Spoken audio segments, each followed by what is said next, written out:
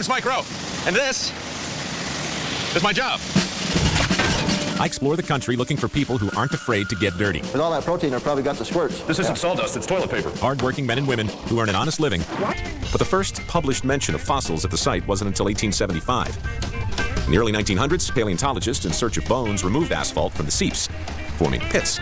Scientists continue to make discoveries here, but these excavations need to be maintained or the constantly seeping asphalt will fill them in. Sounds like a dirty job. Well, that's a lovely view, no matter how you slice it. The inside of a tar pit, I suppose, right? I think you're supposed correct. This is Kristen Brown, and she's filthy. And your title here is what? Lead excavator. Pretty prestigious, right? It sounds good. It does. Kristen is giving me a purple do-rag, and I'm told that I'll see other people wearing similar headgear, because I don't want to be the only guy. You might be the only guy. What makes you special? So I'm special. What is this particular pit called, and what is happening to it? This is Pit 91. This was the 91st pit that was excavated in the early 1900s, and there are lots of bones. Hey, Shotty, you putting on one of these do-rags, or am I really going to be the only guy dressed up like a pirate today? I'm afraid I don't wear those. They tricked me into it, man. Sorry. First injury of the day. Woo, woo. What'd you do?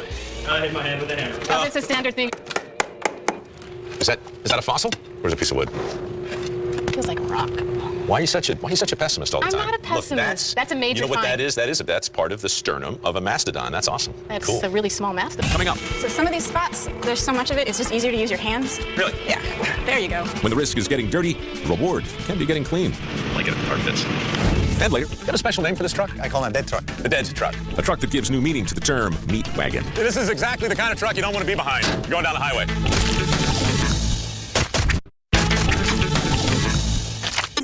Process of scooping all this liquid asphalt and water out into a bucket. And the water we pour into our sump pump area, and the asphalt we take out of the pit using that chain hoist over there. So, and then we dump it into Pit 9. Pit 9? Yes. And why are we taking the buckets of asphalt? Because if we didn't do this, the pit would slowly fill with liquid asphalt and water. It seeps Yeah. up through the cracks. You ever thought about doing this every day? I don't think much anymore. Side of the pit and Kristen filled it. I managed to fall off one of the walkways. Because yeah, it's a new consistency I've actually never quite seen before. It was a big day for all of us. Oh, there's one here. Oh, there's two. Nice. May have overestimated. Yeah, how you doing there, Mike? Okay. Yeah, something tore loose. Michelle. Thanks. Yeoman's work. Oh, yeah. Out of over 100 seeps excavated, Pit 91 is the only one currently active, leaving inactive pits available for dumping tar.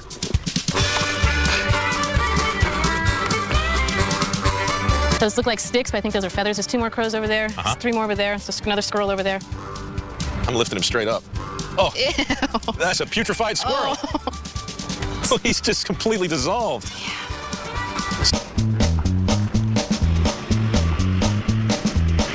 Honestly, I don't have an ounce of privacy. Can a man be alone with his baby oil and his gojo? Doug had some cleaning of his own to do. Nice going, Doug. You're not getting that off. What are you doing, man?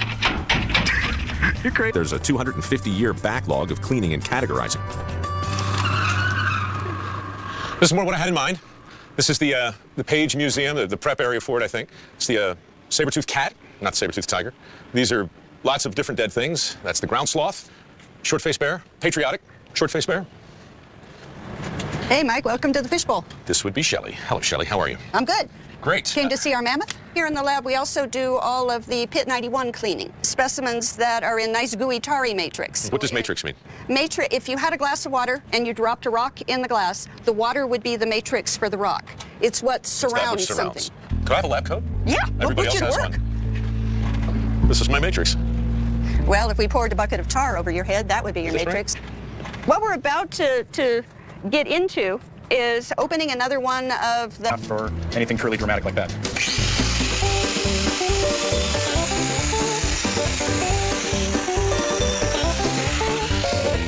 That was one layer, as I thought. Yep. We got newspaper right there. All right, so that's how deep we're going. Yeah, All right. there's matrix right there. So just a little bit and a little bit. So.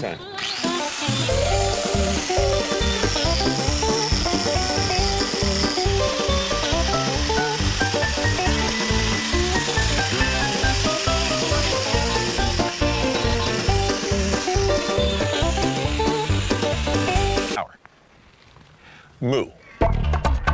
Every year, hundreds of thousands of farm animals die of natural causes. Although the carcasses don't carry disease, they invite unwanted carrion birds and animals.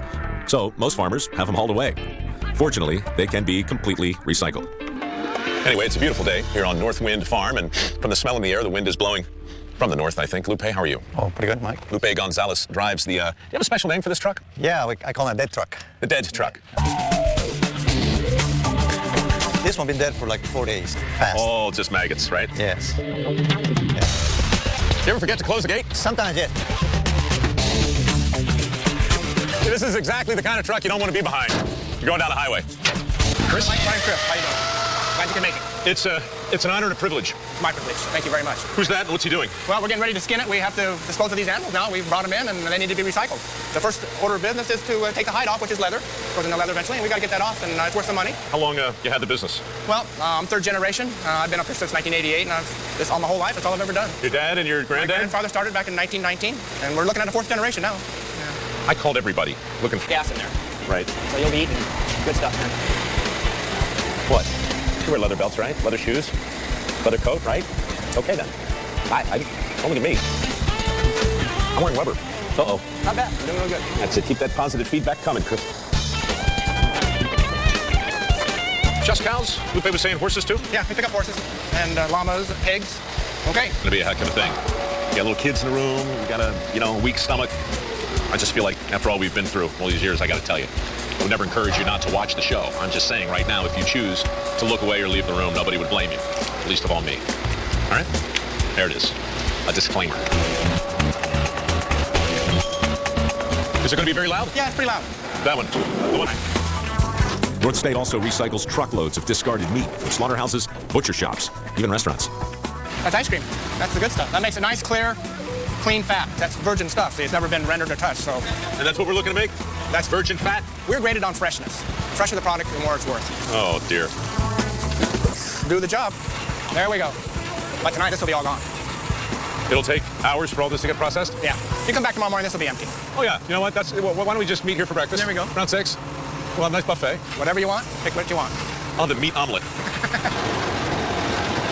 Let me explain as best I... The refined oils are used as additives in the manufacture of soap, cosmetics, and skincare products, as well as synthetic motor oil and other lubricants. After most of the oil is drained off and saved, the meat is transferred to another machine. That guy. That guy right there is called a press or an expeller. And its job is to squeeze the oil out of the meat down to about 10%. It comes out powdery like you see on top there. What's making my throat close up here? Stuff. This is some kind of day, Todd. Yes, sir. What we do around here every day. Unfortunately, things do break. You're the maintenance guy at a rendering plant? Yes, sir. I just got to tell you, that's a good one. Again, if you're just tuning in, this is not mud. This is grease from grease traps in restaurants. Collected all through California. It winds up here. There's a little clog. Excuse me, I'll be right back. Okay, I'll keep an eye on this. All right, we got to turn this thing on. Oh, I know what you're thinking. Naked envy. You're looking at me and you're wondering how you can... Yeah. That was your phone. It's no big... It's like 5 years old. I like the way you think.